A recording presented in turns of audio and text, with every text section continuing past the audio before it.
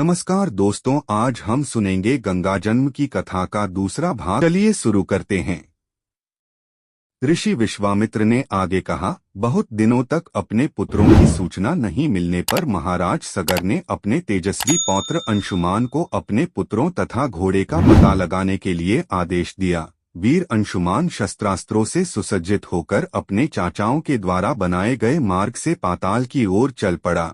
मार्ग में मिलने वाले पूजनीय ऋषि मुनियों का यथोचित सम्मान करके अपने लक्ष्य के विषय में पूछता हुआ उस स्थान तक पहुंच गया जहां पर उसके चाचाओं के भस्मीभूत शरीरों की राख पड़ी थी और पास ही यज्ञ का घोड़ा चल रहा था। अपने चाचाओं के भस्मीभूत शरीरों को देखकर उसे अत्यंत क्षोभ हुआ। उसने उनका तर्पण करने के लिए जलाशय की खोज की, किंतु उसे कोई भी जलाशय दृष्टिगत नहीं हुआ। तभी उसकी दृष्टि अपने चाचाओं के मामा गरुड़ पर पड़ी। उन्हें सादर प्रणाम करके अंशुमान ने पूछा कि हे पितामह, मैं अपने चाचाओं का तर्पण करना चाहता हूँ। समीप में यदि कोई सरोवर हो तो कृपा करके उसका पता बताइए। यदि आपको इनकी मृत्यु के विषय में कुछ जानकारी है तो वह भी मुझे बताने की कृपा करें। गरुड़ जी ने बताया कि किस प्रकार से इंद्र ने घोड़े को चुराकर कपिल मुनि के पास छोड़ दिया था और उसके चाचाओं ने कपिल मुनि के साथ उद्दंड व्यवहार किया था, जिसके कारण कपिल मुनि ने उन सबको भस्म कर दिया। इसके पश्चात गरुड़ जी ने अंशुमान से कहा कि ये सब अलौकिक शक्ति वाले दिव्य पुरुष के द्वारा भस्म किए गए हैं। अतः लौकिक जल से तर्पण करने से इनका उद्धार नहीं होगा। केवल हिमालय की ज्येष्ठ पुत्री गंगा के जल से ही तर्पण करने पर इनका उद्धार संभव है। अब तुम घोड़े को लेकर वापस चले जाओ, जिससे कि तुम्हारे पितामह का यज्ञ पूर्ण हो सके। गरुड़ जी की आज्ञानुसार अंशुमान वापस अयोध्या पहुँचे और अपने पितामह को सारा वृत्तांत सुनाया। महाराज सगर ने दुखी मन से यज्ञ पूरा किया। वे अपने पुत्रों के उद्धार करने के लिए गंगा को पृथ्वी पर लाना चाहते थे, पर ऐसा करने के लिए उन्हें कोई भी युक्ति न सूझी। थोड़ा रुककर ऋषि विश्वामित्र कहा, महाराज सगर के देहांत के पश्चात अंशुमान बड़ी न्यायप्रियता के साथ शासन करने लगे। अंशुमान के परम प्रतापी पुत्र दिलीप हुए।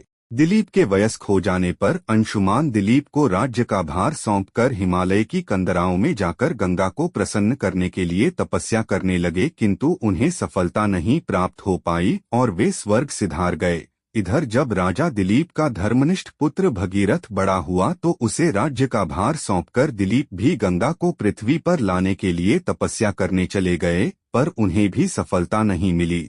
भगीरथ बड़े प्रजावत्सल नरेश थे, किंतु उनकी कोई संतान नहीं हुई।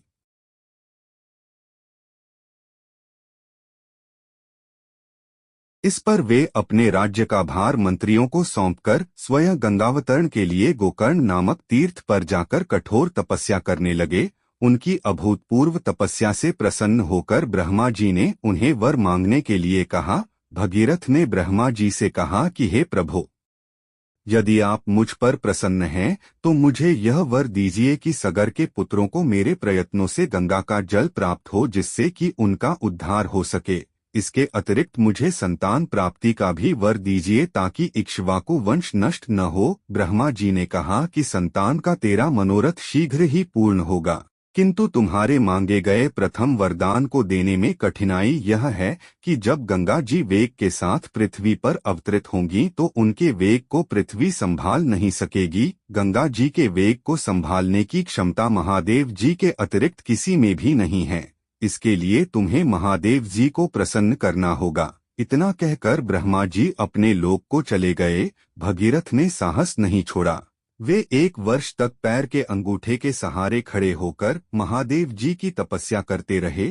केवल वायु के अतिरिक्त उन्होंने किसी अन्य वस्तु का भक्षण नहीं किया। अंत में इस महान भक्ति से प्रसन्न होकर महादेव जी ने भगीरथ को दर्शन देकर कहा कि हे भक्त श्रेष्ठ, हम तेरी मनोकामना पूरी करने के लिए गंगा जी को अपने मस्तक पर धारण करेंगे। इसकी सूचना पाकर विवश होकर गंगा जी को सुरलोक का परित्याग करना पड़ा। उस समय वे सुरलोक से कहीं जाना नहीं चाहती थीं, इसलिए वे यह विचार करके कि मैं अपने प्रचंड वेग से शिव जी को बहाकर पाताल लोक ले जाऊंगी, वे भयानक वेग से शिव जी के सिर पर अवतरित हुई। गंगा का यह अहंकार महादेव जी से छुपा न रहा। महादेव जी ने गंगा की वेगवती धाराओं को अपने जटाजूट में उलझा लिया। गंगा जी अपने समस्त प्रयत्नों के बाद भी महादेव जी के जटाओं से बाहर न निकल सकीं। गंगा जी को इस प्रकार शिव जी की जटाओं में विलीन होते देख भगीरथ ने फिर शंकर जी की तपस्या की। भगीरथ के इस तपस्या से प्रसन्न होकर भगवान शंकर ने गंगा जी को हिमालय पर्वत पर स्थित बिंदुसर में छोड़ा। छूटते ही गंगा जी 7 धाराओं में बंट गईं। गंगा जी की 3 धाराएं ह्लादिनी, पावनी और नलिनी पूर्व की ओर प्रवाहित हुईं। सुचक्षु, सीता और सिंधु नाम की 3 धाराएं पश्चिम की ओर बहीं और 7वीं धारा महाराज भगीरथ के पीछे पीछे चली। जिधर जिधर भगीरथ जाते थे उधर उधर ही गंगा जी जाती थीं। स्थान स्थान पर देव, यक्ष, किन्नर, ऋषिमुनि आदि उनके स्वागत के लिए एकत्रित हो रहे थे। जो भी उस जल का स्पर्श करता था भवबाधाओं से मुक्त हो जाता था। चलते चलते गंगा जी उस स्थान पर पहुंची जहां ऋषि जहनु यज्ञ कर रहे थे। गंगा जी अपने वेग से उनके यज्ञशाला को संपूर्ण सामग्री के साथ बहाकर ले जाने लगीं। इससे ऋषि को बहुत क्रोध आया और उन्होंने क्रुद्ध होकर गंगा का सारा जल पी लिया। यह देखकर समस्त ऋषि मुनियों को बड़ा विस्मय हुआ और वे गंगा जी को मुक्त करने के लिए उनकी स्तुति करने लगे। उनकी स्तुति से प्रसन्न होकर जहनु ऋषि ने गंगा जी को अपने कानों से निकाल दिया और उन्हें अपनी पुत्री के रूप में स्वीकार कर लिया। तब से गंगा जाह्नवी कहलाने लगी। इसके पश्चात वे भगीरथ के पीछे चलते चलते समुद्र तक पहुंच गईं और वहां से सगर के पुत्रों का उद्धार करने के लिए रसातल में चली गईं।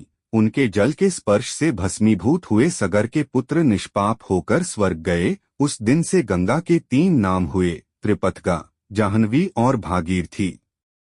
हे रामचंद्र, कपिल आश्रम में गंगा जी के पहुंचने के पश्चात ब्रह्मा जी ने प्रसन्न होकर भगीरथ को वरदान दिया कि तेरे पुण्य के प्रताप से प्राप्त इस गंगाजल से जो भी मनुष्य स्नान करेगा या इसका पान करेगा वह सब प्रकार के दुर्गुणों से रहित होकर अंत में स्वर्ग को प्रस्थान करेगा। जब तक पृथ्वी मंडल में गंगा जी प्रवाहित होती रहेंगी तब तक उसका नाम भागीरथी कहलाएगा और संपूर्ण भूमंडल में तेरी कीर्ति अक्षुण्ण रूप से फैलती रहेगी। सभी लोग श्रद्धा के साथ तेरा स्मरण करेंगे। यह कहकर ब्रह्मा जी अपने लोक को लौट गए। भगीरथ ने पुनः अपने पितरों को जलांजलि दी। कथा समाप्त होने पर वे सब विश्राम करने चले गए। वीडियो अच्छी लगी है तो लाइक करें और सब्सक्राइब करें। धन्यवाद।